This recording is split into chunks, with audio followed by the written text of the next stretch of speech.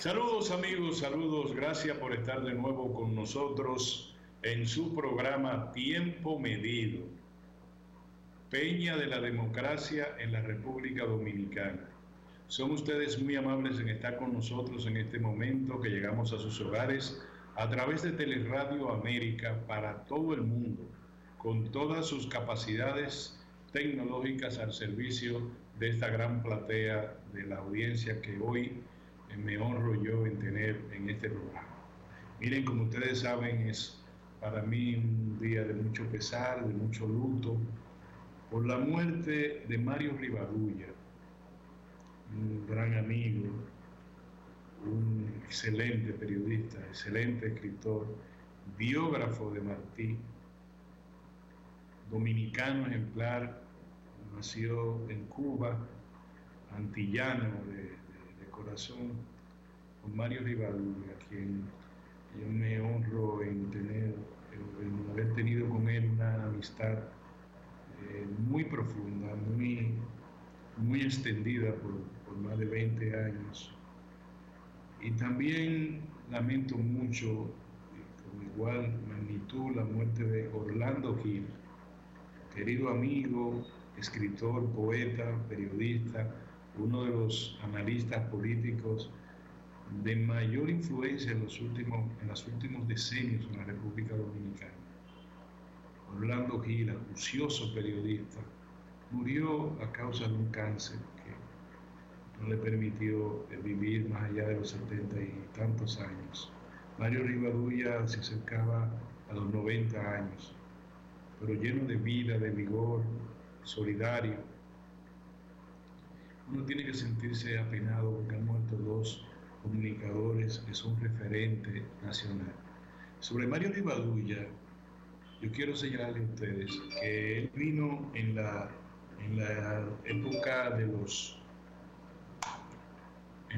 70 de la República Dominicana. Primero, Mario Rivadulla siempre fue un hombre vinculado a lo más sano de la vida política de su país, y luchó junto a Fidel Castro por lo que él creía iba a ser la democracia que él creía, y entró en contradicciones con Fidel. Y Mario Rivadulla estuvo 6 años en prisión en Cuba, preso político,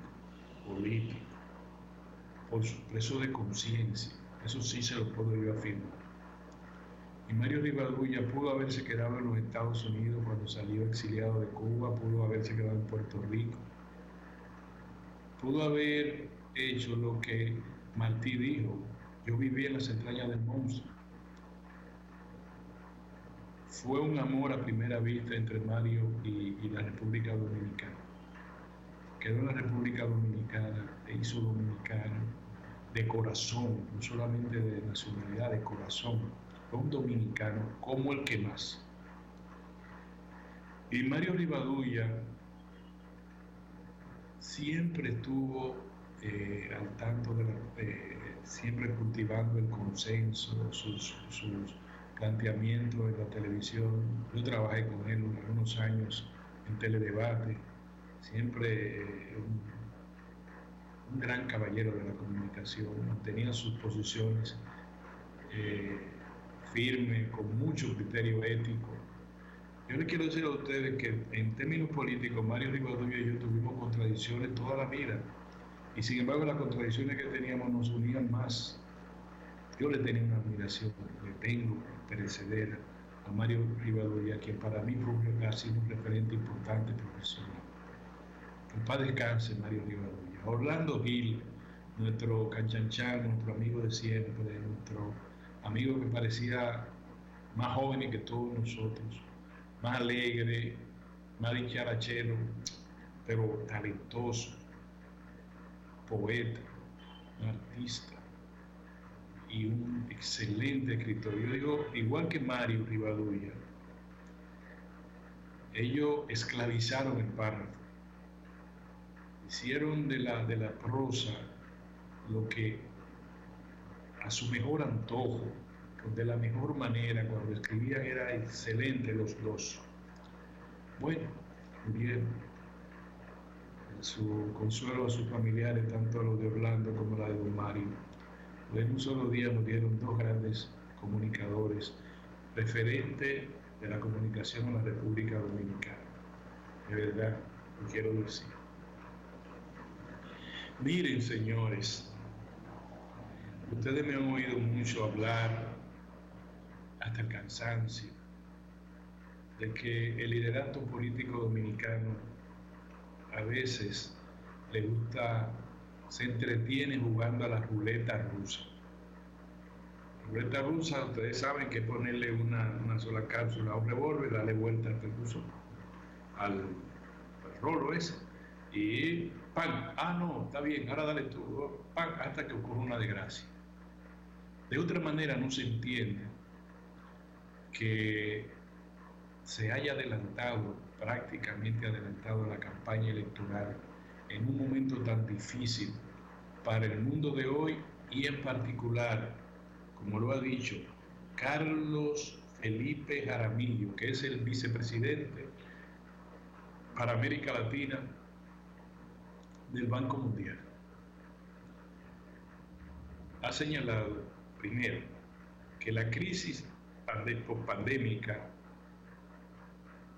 es inédita en los últimos 100 años. Segundo, que la recuperación de la economía en América Latina es a varias velocidades, a múltiples velocidades. Dice él que, por ejemplo, Ecuador, al criterio de él, va a recuperarse más rápidamente porque hay una reforma fiscal progresiva en la que los altos sectores económicos de Ecuador son los que sustentan esa reforma fiscal básicamente. Que Argentina, a pesar de los pesares, también marcha hacia adelante en la recuperación, porque él no habla de la recuperación solo económica pura y simple, sino la recuperación por las políticas económicas. Es evidente que el Banco Mundial apuesta a reformas cercanas a lo neoliberal, pero aún así, el Jaramillo teme al alza de los tipos de interés de referencia de la Reserva Federal, que va a ser ahora en marzo, y de otros bancos centrales de Europa, y especialmente de los países acreedores, porque va a encarecer la deuda de países latinoamericanos. Y dice que se podría producir una crisis de la deuda igual a la que se originó en 1980. Y ha señalado él, en una entrevista que le hizo el periódico El País, ha señalado que los países que tienen más lenta recuperación, oigan esto, en América Latina son las islas, así lo identifica él, búsquenlo hoy en el periódico El País, las islas del Caribe. Y lo señala por dos razones, porque se sustentan en el turismo y se sustentan en las remesas. Y ha señalado, dice, las remesas no son el motor de recuperación de la economía, sino que ayudan a familias en particulares y que son un referente de mejoría de la economía, pero en ningún modo representan el motor de recuperación de la economía. Y señala que el turismo va a seguir siendo afectado por la situación pandémica con el Omicron todavía. De hecho, y por las temperaturas heladas en los países emisores de turismo. De hecho, en el mes de enero, el turismo en la República Dominicana se redujo en un 25%. Nosotros tenemos entonces, y compartan conmigo por favor estos criterios, nosotros tenemos problemas con la deuda. La deuda del gobierno central y la deuda del sector no financiero, o del sector financiero y del sector no financiero. El Banco Central debe tener 200, 250 mil, 300 mil millones de pesos en la deuda cuasificada, que hace tiempo que hubiésemos salido en gran parte de esa deuda si se hubiese aplicado correctamente la ley que iba transfiriendo recursos cuando se podía desde el poder ejecutivo para ir amortiguando y pagando esa deuda. Nosotros tenemos una deuda elevada. ¿Por qué? ¿Porque el gobierno se le ocurrió endeudarse? No, por la pandemia. Elevó el nivel de la deuda. Aunque en términos relativos la deuda se mantiene igual o baja. No. En términos absolutos, la deuda dominicana está en proporciones preocupantes. Entonces tenemos la deuda y tenemos el valor en el pago del servicio de la deuda. Si en los Estados Unidos, como es de esperar, aumenta el tipo de tasa de interés que lo va a aumentar la Reserva Federal, obviamente que en el mercado internacional financiero va a aumentar el pago, el valor de transacción de pago de la deuda pública dominicana y de todos los países, pero fundamentalmente nos interesa la nuestra. Eso quiere decir que se encarece el pago de la deuda.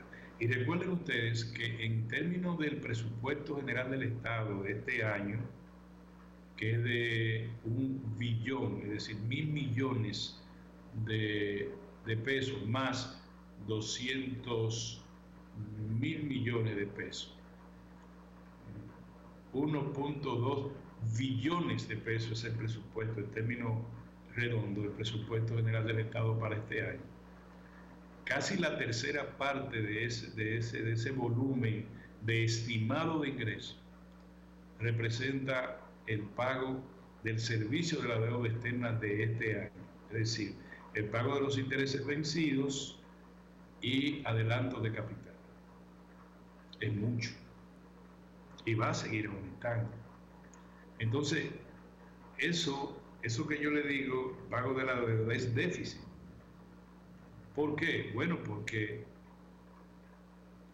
el estimado de ingreso, que es un estimado, lo que es una ley es la ley de gastos públicos, el estimado de ingreso siempre va a ser negativo, referido entre el ingreso y el egreso que está señalado en la ley.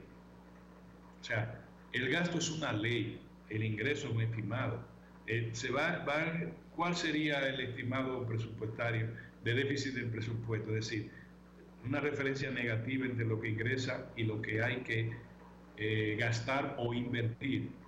Bueno, debe estar, supongo yo, que llegaría casi a un 4% en el menor de los casos, aunque el estimado sea de que 2.7 en proporción al producto. Debe ser un 4%. Un 4% es todo lo que nosotros le entregamos al Ministerio de Educación para que lo despilfarre en este y en anteriores gobiernos. Entonces, va a seguir, ya yo se lo dije la semana pasada, todos los analistas más moderados en la estimación de la perspectiva de los precios del petróleo, hablan de más de $90 el barril. JP Morgan y otros bancos y agencias calificadoras de riesgo han llegado incluso a señalar la posibilidad de que llegue a $125 al término del primer semestre de este año. Eso significa, en el menor de los casos, a $90 antes de 100, significa que el gobierno tendrá que un costo adicional en la factura petrolera de más de $5.000 millones, como se lo dije la semana pasada. El momento no está para juego de eso de que estamos viendo en las redes. ¿Cómo es posible? Yo no lo quiero decir, no me quiero involucrar en la lucha política, no quiero involucrarme porque yo veo la situación más grave que como lo está viendo tanto en el gobierno como en la oposición. Cada quien lo está viendo según le convenga, según el color del cristal por el cual están mirando. Pero por eso yo no quiero meterme en eso. A mí me parece una imprudencia que el ministro de la Presidencia compare los precios del petróleo de la República Dominicana con economías de primer mundo. Porque nada es absolutamente así, sino en relación a algo. El precio del petróleo en Noruega es más barato, más asequible que la República Dominicana, aunque nominalmente esté más alto.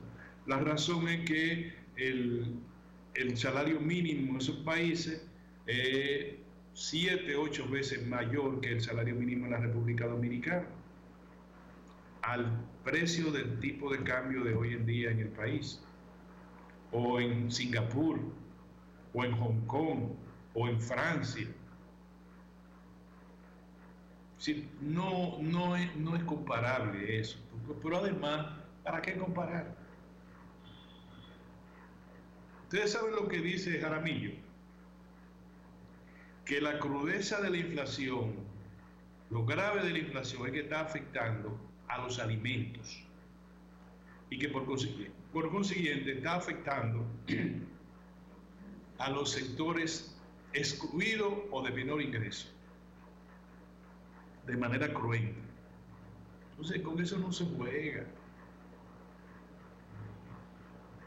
Ya es como usted decir, miren, sí, el paciente se está muriendo de un cáncer, pero ese cáncer, si yo hubiese tenido lo que tenía el otro, ese cáncer fuera menor ahora, Y el otro dice, mira, ese cáncer es menos que lo que está pasando en tal y cual otros pacientes que están fuera del país, que están recibiendo toda la energía, la medicina nuclear y todas las cosas. No, este está mejor que el otro.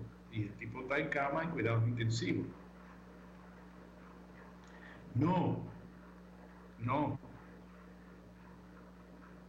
Nosotros tenemos que buscarle la vuelta a esta, pero los remedios son muy pocos. Hay muy poca posibilidad de remedio de momento, a menos que no mejore la situación internacional. Y les quiero decir que no va a mejorar por ahora.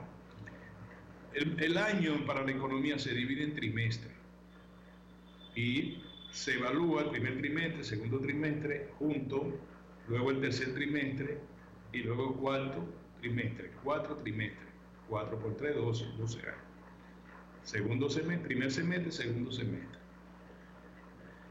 Y la economía se nutre de las informaciones que vienen allende los mares, es decir, ¿qué dice? ¿Cuáles son las perspectivas del petróleo? Difíciles. ¿Cuáles son las perspectivas del gas natural? Difíciles. ¿Cuáles son las perspectivas de la refinación que llegue gas licuado de petróleo? Difícil. Nosotros como refinería, la refinería dominicana de petróleo, y la capacidad de almacenamiento que le ha agregado el sector privado, grandes corporaciones que han hecho inversiones en la distribución interna de combustibles, no pasa de 15 días. Por tanto, nosotros no podemos comprar petróleo a precio futuro. Nosotros compramos el petróleo cuando una embarcación pasa por el Caribe y le decimos, venga para acá que le tenemos, y tiene que ser notificándole el pago al capitán de la embarcación para que él doble, venga aquí y nos deje el petróleo de 15 días o de una semana. De verdad, nosotros no tenemos en el nivel de precio del petróleo, no incidimos para nada en almacenamiento ni en ahorro de nada, es como está el petróleo día a día.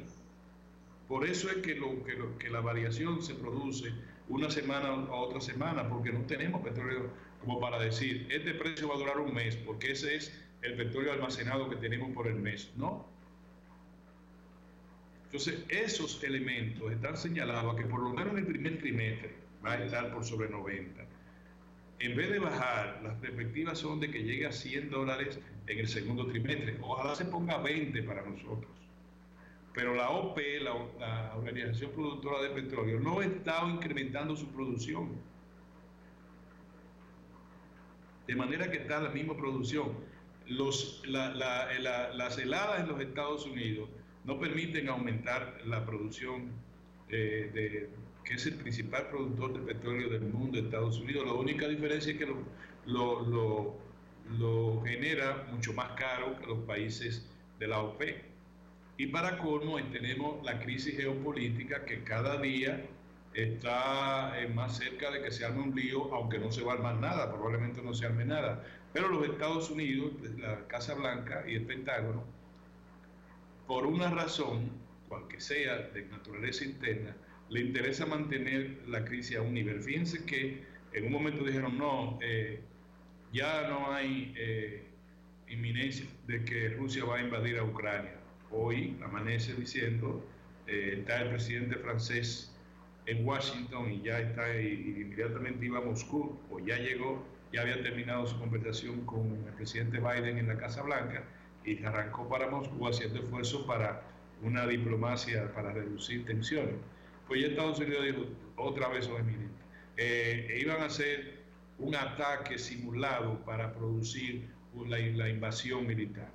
Pero ya Rusia y China se unieron en el propósito de impedir que la OTAN, la Organización del Tratado del Atlántico Norte, se expanda al este de Europa en la frontera rusa.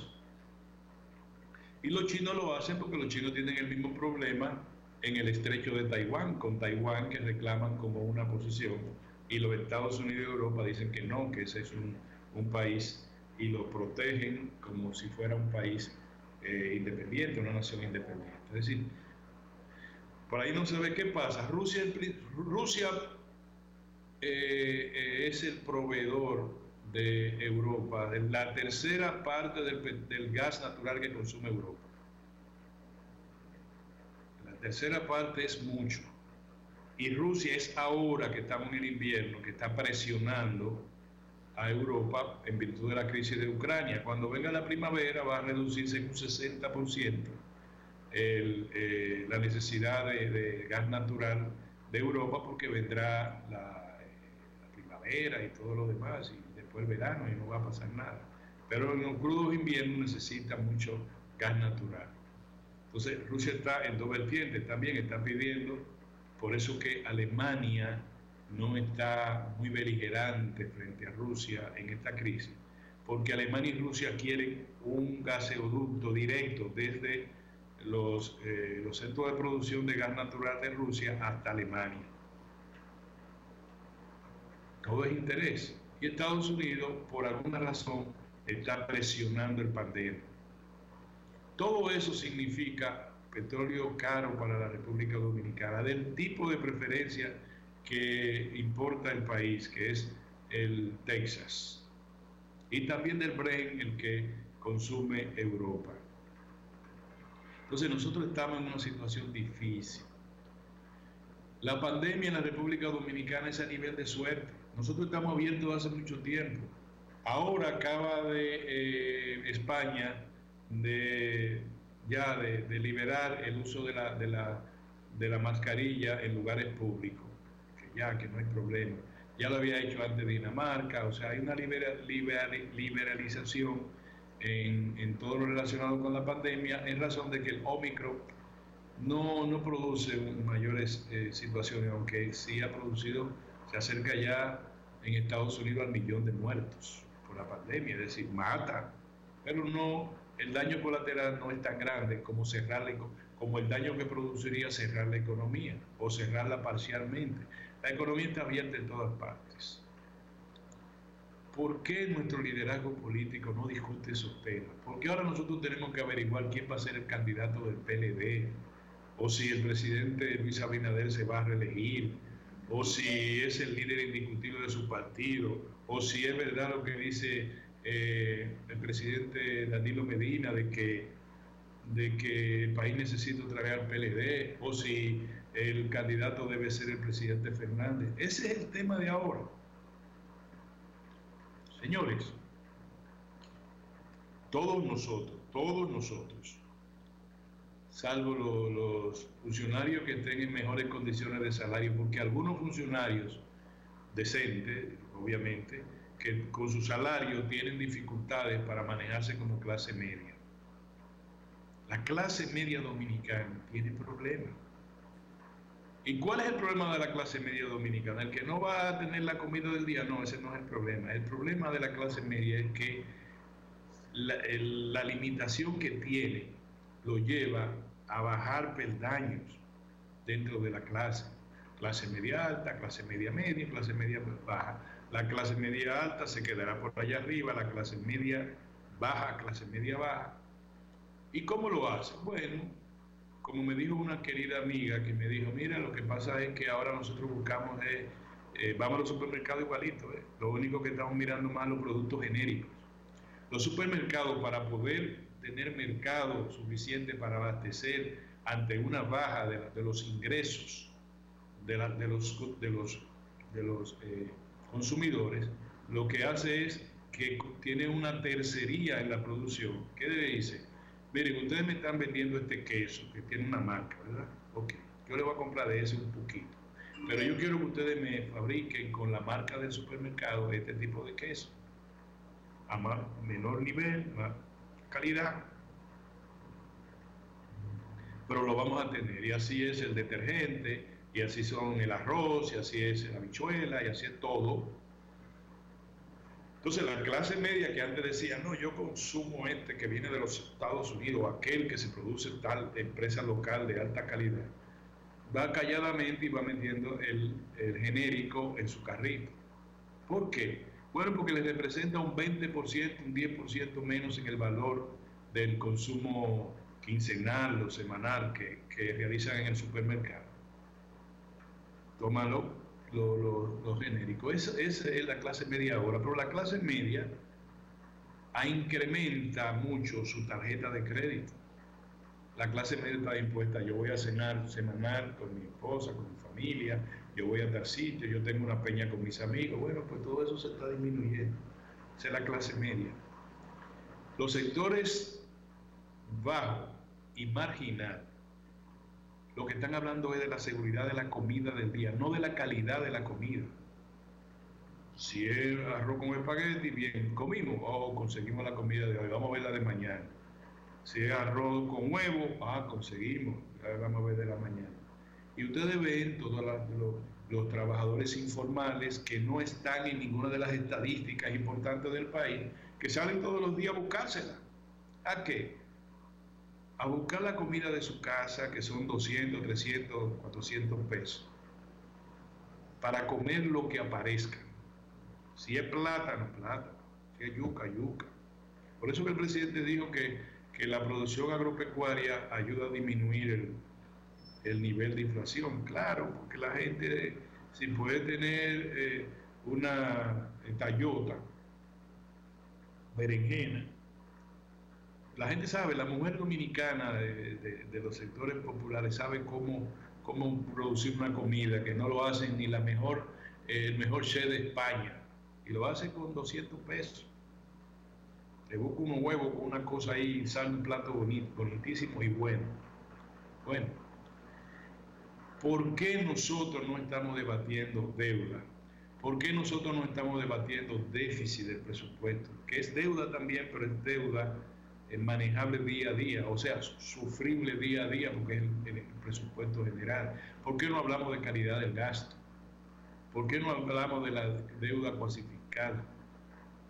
¿Por qué no hablamos de cómo disminuir la inflación sin presionar tanto la deuda pública? Señores, cada vez que el gobierno subsidia el nivel de los precios internos del petróleo, que se benefician grandes corporaciones y grandes familias locales, no voy a decir, ni me voy a meter en eso, pero nunca se ha hablado se ha hablado, pero nunca se ha cumplido con la promesa de una ley interna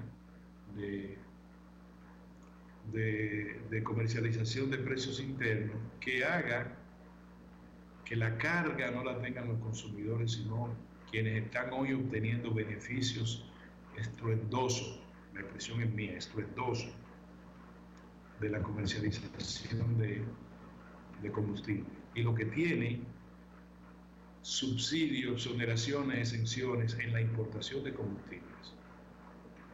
Pero cada vez que se dice, mire, nosotros asumimos la mitad del aumento de esta semana, nos representó 500 millones. En un mes, en 3 semanas, fueron 1.900 millones de pesos que el gobierno tuvo que asumir como deuda. Porque eso no está en el presupuesto. Y en términos de moneda fuerte, van a ser entre 5.500 a 6.000 millones de dólares. Eso es deuda pública. Entonces por ahí no se puede. Vamos a ser ingeniosos, vamos a ver qué hacemos. Definitivamente nosotros no podemos dejar que la gente se muera de hambre. Y es fantasioso, y yo creo que abusivo, el usted estar comparando, no, pero mira, tú estás comiendo menos, pero mira, en relación a lo que están comiendo los noruegos, tú comes más. Allá está más caro el combustible, así no. Miren, una familia noruega, yo eso lo sabe mejor que yo, el ingeniero Juan Carrulla, desde que nace el niño, tiene asegurado todo, educación, salud. Cuando se casa tiene asegurado, y cuando trabaja, su pensión. Y puede, el día que se casa, decirle a su mujer, mira, cuando tú y yo nos retiremos, nos vamos a ir a vivir a las islas del Caribe, con la pensión que vamos a tener. O sea, una sociedad socialdemócrata, donde el Estado es un benefactor, no puede compararse diciéndome que el petróleo allá está más caro que aquí. Yo creo que es abusivo, de verdad. No lo quiero, repito, no quiero hacer un juicio de valor que me dañe este comentario. Vámonos a un cambio, señores. Sí, déjeme ver. Sí, vamos a retornar casi de inmediato.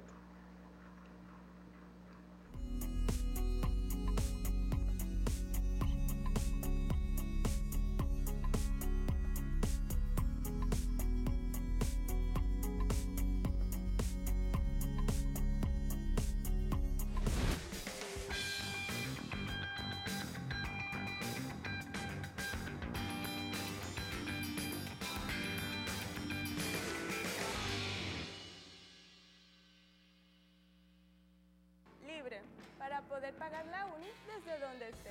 Libre para checar que me pagaron sin gastar mi internet. Y para hacer mis transferencias sin tener que estar buscando Wi-Fi. Para poder ver lo que tengo en mi cuenta sin que se me acabe la recarga. Ay, sí, lo fácil que es de usar. Sí, hemos liberado nuestra app Banreservas del consumo de datos para que aproveches todos sus beneficios, tengas o no tengas internet, haya o no Wi-Fi y sin consumir tu recarga. Bájala, úsala y resuelve. App Banreservas, tu banco fuera del banco. Banreservas, el banco de todos los dominicanos.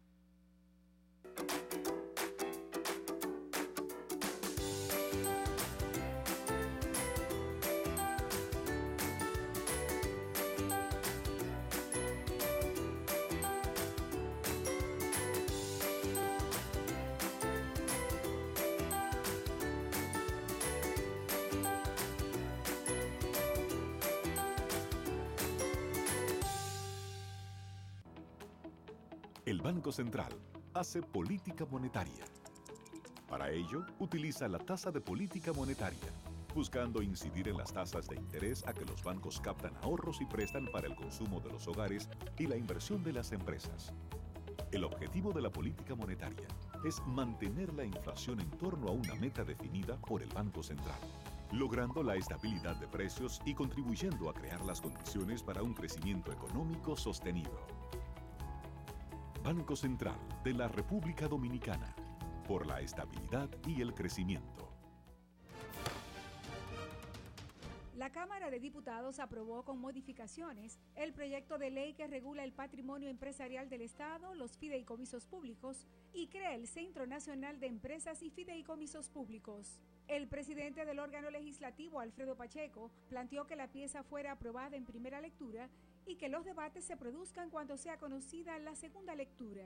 En otra información, Pacheco recibió la visita de cortesía de una delegación de los Carabineros de Chile, encabezada por su director, el general Ricardo A. Yáñez Rebeco.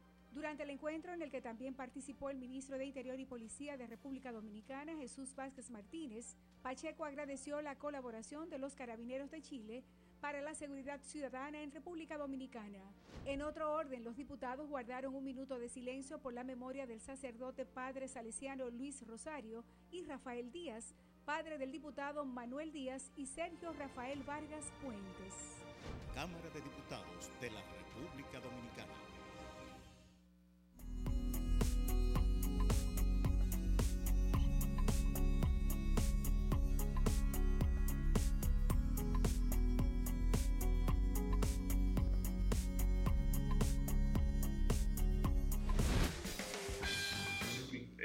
Ya acaba de se inicia el juicio preliminar del caso Antipulpo, como le llaman, que se le sigue a Alexis Medina y comparte. Ahí está en el 7º juzgado de instrucción del Distrito Nacional y el juez que tiene a cargo la audiencia preliminar es David Timoteo Peguero.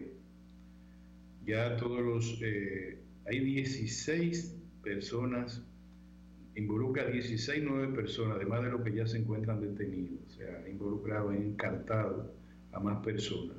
Los acusados en principio son Alexis Medina Sánchez, Huácar Bernabé Méndez, José Dolores Santana, Julián Esteban Suriel, Domingo Santiago Muñoz, Aquiles Christopher, Fernando Rosa, Rafael Antonio Hermosén, Wilfredo Hidalgo, Francisco Pagán y Carmen Magalis Medina Sánchez. Yo siempre he estado opuesto a que la medida que es excepcional, que es la privación de libertad, se convierta en una medida común. O sea, el estado de los imputados ideal señalado en el Código Procesal Penal y en la Constitución de la República es la libertad. Solo, fíjense si el legislador ha sido sabio, el legislador le puso condiciones al juez para que imponga las medidas de coerción. Las medidas de coerción no son por la gravedad del caso, la medida, de apremio corporal de prisión. Esas medidas están señaladas cuando existen evidencias, riesgo cierto de que el encartado puede escapar a las diligencias procesales. Cuando el encartado pueda incurrir en el mismo delito que se le atribuye en el expediente. Cuando la vida del encartado corre peligro a consecuencia del crimen que se le imputa. Por ejemplo, un violador puede estar en la calle porque el crimen que ha cometido llama a que le puedan hacer justicia en libertad. O cuando la ley lo establecía antes, porque ya no hay ninguna ley así. Por ejemplo, práctica del comunismo, porte ilegal de armas de fuego, eso entrañaban apremio corporal automático. Ya no. Entonces, los jueces ponderan, pero a veces la presión pública es tal que si a una persona se le acusa de robarse medio país, claro, se robó medio país, pues está suelto. Pues no es porque se robe medio país, es por lo que dice el legislador. ¿De acuerdo? Hay otro que también el Ministerio Público señala que puede ocultar o distraer pruebas. Así es la vida, lo que pasa es que el Ministerio Público tiene que ser más diligente. Pero no se puede coartar el derecho de un acusado, de un prevenido, de un justiciable, a estar en libertad en tanto recibe una sentencia en firme. Pero estamos en Santo Domingo todavía. Ustedes en Estados Unidos, que de una vez le fijan una... Claro, hay gente peligrosa que el juez le niega la libertad condicional. Se la niega, bajo fianza, bajo ninguna circunstancia. Pero ustedes saben que hay forma de apremio a personas, la prisión domiciliaria. Prisión domiciliaria, el Ministerio Público está en capacidad de fiscalizarla. No se van a ir, porque el Ministerio Público está en capacidad de fiscalizarla. la puesta de un instrumento electrónico de fiscalización y de chequeo de lugares donde se traslada el individuo, o las instrucciones de no salir de la ciudad, o el impedimento de salida del país. O sea, hay muchas formas y de presentarse periódicamente ante el oficial que está, del Ministerio Público, que está a cargo de fiscalizar su libertad condicional. Hay muchas formas. Pero eso de que la gente dure, yo pregunto, dure el ex procurador general de la República, para no poner los familiares del presidente Medina, porque no es la idea tampoco de volverme loco, 200 días preso. ¿A dónde va a correr cuando ustedes lo pongan en libertad? Que va a trabajar con su abogado para mejorar su defensa, pero eso se lo garantiza el Código Procesal y se lo garantiza la Constitución, o la Constitución primero y después el Código Procesal. La persona no puede estar preso porque después el Ministerio Público dice, no, nosotros necesitamos 2 meses más preso el señor. ¿Por qué? ¿Cuál es la razón? ¿Se va a ir por dónde? ¿Se va a ir por Renyola? No, yo creo que ahí hay que buscarle la vuelta, porque hoy por ti, mañana por mí. ¿De acuerdo? Hay muchas cosas que no se deberían hacer para que no se interprete de otra manera. A propósito de cárcel, señores, yo quiero preguntarle a ustedes,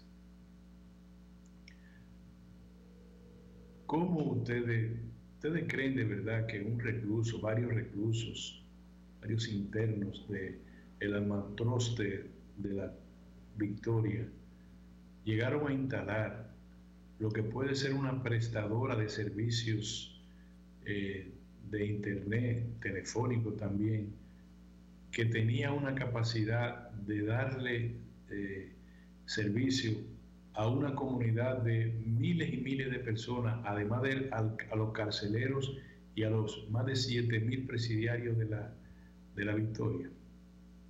Miren, era la caldería que se utilizó para eso, recorría 7 kilómetros, fibra óptica, que estaba en capacidad de cubrir a más de 300 megabytes, 40 kilómetros cuadrados. Pero además, más de 500 aparatos de router, como le llaman, centenares de teléfonos y decenas de cámaras de seguridad instaladas por presidiarios. No, pero ustedes saben que la novela de Gabriel García Márquez, 100 años de soledad, había un sabio alquimista llamado Melquíades, que para el mes de marzo iba al pueblecito a enseñar los últimos avances de la ciencia y de la alquimia y de la tecnología y de todo. La vez más que mejor se destaca en la novela es cuando él llevó el imán de metal imantado, era un imán que tenía, cuando él lo estaba arrastrando por la calle, recogía todos los objetos de metal. Y ahí él decía que eso fue el último de los descubrimientos de los alquimistas me acuerdo de qué parte del mundo. Parece que eso ocurrió en la Victoria, porque ahora resulta que no hay una investigación que se diga qué autoridad civil o militar permitió que se instalara eso. Por ejemplo, la fibra óptica de la mejor calidad, de última generación, dijo un técnico que fue consultado en el canal 37. ¿Cómo se instaló eso? ¿Cómo se instalaron todas esas cámaras de seguridad para ver al carcelero y a los encarcelados? Pero además, ¿quién cobraba los servicios que prestaban ellos de Wi-Fi en Internet? Pero ¿cómo es posible que un solo, si haya un genio está preso, ok, un genio está preso, él solo? ¿Quién financió esa operación? Este es el momento, esta es la hora de las autoridades nos han dicho cómo fue eso. Y yo no creo que la cárcel de la Victoria está mencionada en la novela del Gabo, ni que ese señor se llame Milquíades, que esté preso ahí, ni que sea un descendiente de él, porque lo que cuenta Gabriel García Márquez en su novela mágica ocurrió 99 años después frente al pelotón de fusilamiento, cuando Aureliano Buendía recordó lo que pasaba en Macondo, es decir, un siglo después. Entonces, si hay algún ciudadano ahí que sea un alquimista de lo que menciona Milquíades, que sea descendiente de Milquíades, el de la novela, bueno, pues vamos a ver. Pero la verdad es que a nosotros no nos pueden contar ese cuento así. ¿Qué autoridad militar, policial o del Ministerio Público o de donde sea fue el que autorizó eso? ¿Quién lo financió? ¿El narcotráfico? ¿La corrupción? ¿Quién autorizó? ¿Qué cantidad de dinero se incurrió para hacer esas instalaciones de última generación y constituir una compañía proveedora de servicios digitales? Carajo. Tiene que contarme otra, que eso no lo... Entonces, en vez de... tuvieron un contingente militar, el Ministerio de Defensa, gracias a Dios, ofreció toda la colaboración, y uno creía que iba a pasar, eran sacos de armas de fuego, de armas caseras y de droga, y hasta de celulares. No, pero lo que apareció fue la instalación que tenía ese armatrote, que tiene más de 7.000 presos, cuando ahí fue construida para 1.000 presos. Y ese armatrote tenía una de las instalaciones más sofisticadas. Esa instalación no la tiene la Procuraduría General de la República. En esos términos no. Ya, carajo. Eso es importante que lo señalemos al día de hoy. Le quería decir también, en los minutos que me quedan, que lo más trágico que tiene el país en este momento no es la propia, todas las amenazas del sector externo, y que yo aconsejaría incluso al presidente Fernández a que no hay razón para voltear cañones hacia el Banco Central. No, el Banco Central es que ha podido mantener como sea, como usted lo diga, como el tipo de cambio donde está, los niveles que está, y ha tomado las decisiones de carácter monetario que requiere el momento. Fíjense que le mencioné a Carlos Felipe Jaramillo, el vicepresidente del Banco Mundial para América Latina, que habla de que las naciones que están recuperándose de la economía en la región son aquellas que han tomado, en combinación con las medidas monetarias, medidas de carácter fiscal, que no la ha tomado ni la va a tomar ya la República Dominicana. Y puso de ejemplo Ecuador, que está dirigida por un banquero, que aplicó una reforma fiscal progresiva que dice Jaramillo que recae fundamentalmente en los altos sectores económicos como contribuyentes de la fiscalidad. Yo le digo a ustedes que el déficit fiscal, el nivel de inflación, no se podría resolver con una fiscalidad que está en el nivel más alto que ha estado en un 14% en presión tributaria, y que como las autoridades monetarias están masacrando a las autoridades fiscales, la Dirección General de Impuestos Internos masacra porque tiene que, lo que le llaman eficiencia tributaria, no es más que salir a buscar a la gente y arrancarle los dineros de donde esté, de lo que puedan deber en términos de fiscalidad. Y eso, masacrando a todo el mundo, especialmente a los sectores de clase media, pequeños, medianos comerciantes, emprendedores, porque ya a los grandes le sacaron lo que tenían que sacarle. Ese es el grueso de los ingresos fiscales del país. Haciendo todas esas presiones tan enormes, no va a aumentar un punto porcentual la presión fiscal, que es la proporción de ingresos, los ingresos en proporción al Producto Interno Bruto, no pasa de un 14%. Quizá masacrando a la gente llega a un 15%. Y eso significa 6 puntos menos que el promedio de América Latina. Yo pregunto, con un Estado, con un gobierno, perdón, que es limosnero en términos de ingresos, ¿cómo nosotros podemos tomar medidas que puedan beneficiar la canasta familiar? Y otra cosa ustedes tienen que preguntar, ¿cuál es el índice de inflación en la canasta número 1, el quintil 1, el quintil de los más pobres? Debe ser, en términos reales, mucho más que el promedio de la inflación, que cerró el año 2021 en 8.5% del producto. Sí, ¿cómo se le busca mayor ingreso a los comedores económicos, al INESPRE? ¿Cómo se asiste a los productores pequeños y medianos para que tengan una mayor capacidad de siembra y de cultivo? Bueno, con recursos. ¿Dónde están esos recursos? Entonces, vean las redes sociales. Se van a dar cuenta que nos estamos entreteniendo en tonterías donde participa el alto funcionariado del país y donde se involucró al presidente de la República, que no debió ser. ¿Qué es lo que hace un equipo de trabajo que tiene que ver con las políticas mediáticas del gobierno?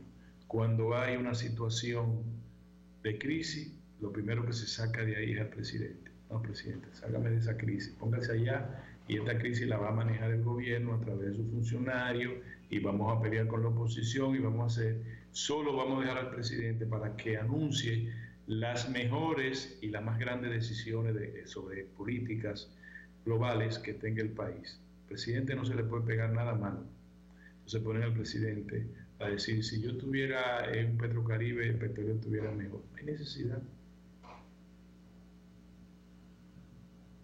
Es lo mismo cuando se produce un incidente en un sitio donde está el presidente. ¿Qué hace la seguridad? Lo saca de ahí inmediatamente. Cuando hay una crisis de naturaleza mediática, una situación de crisis mediática, inmediatamente se saca al presidente y se deja allá. Cuando el presidente tenga un cañón de buenas noticias, dice, presidente, venga, dispare para allá, como un cañón de buenas noticias, una noticia buena. Incluso cuando un tema se cierra, como el tema Punta Catalina, que lo cerró el presidente con lo que iba a hacer, ¿por qué esa campaña posterior de Punta Catalina? Es decir, comenzando por donde termina la cosa. Antes de hacer el fideicomiso, lo que debió es mandarse la auditoría financiera, la auditoría técnica, y pedirle a la Cámara de Cuentas que hiciera que tuviera otra auditoría financiera. Luego de lo que salga de ahí, veremos a ver si salió un maco, una cacata. Entonces procedemos con el destino final de Punta Catalina. Pero se hizo al revés. El presidente le busca una solución. Miren, eso se queda así, se va al Consejo Económico y Social, lo vamos a discutir y vamos a buscar la salida en términos de transparencia que requiere la situación. No, a partir de ahí fue que comenzamos a pelear entonces. Yo no soy quien para estar dando consejos, pero me parece que por ahí no. Señores, muchas gracias por estar con nosotros en este comienzo de la semana. Estamos de luto por la muerte de Mario Rivadulla y de Orlando Gil, y pedimos a Dios que esas dos almas estén en los mejores lugares de la eternidad. Gracias por estar con nosotros. Mañana tenemos un buen programa, con la gracia de Dios, de padre a hija. Nos vemos, señores.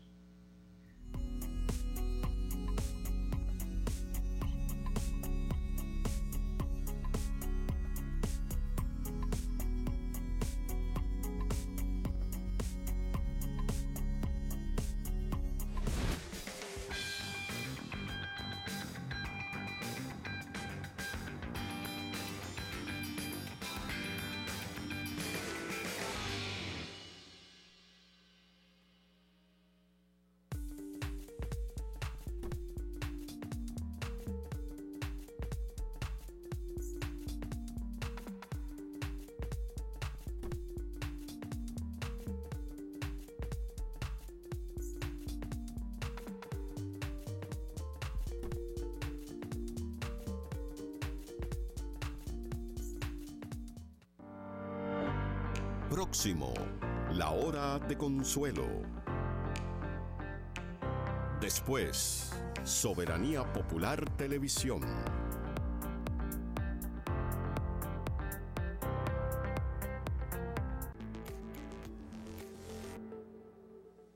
Mis amigos televidentes, su programa Baluarte de la Verdad, por Teleradio América, canales 12 y 45. Mi amigo Miguel Solano y Abraham Fortuna, estaremos siempre aquí con ustedes. Díganle a sus amigos que nos vean cada domingo a las 5 de la tarde, Baluarte de la Verdad. No se lo pierda. Esto es una universidad.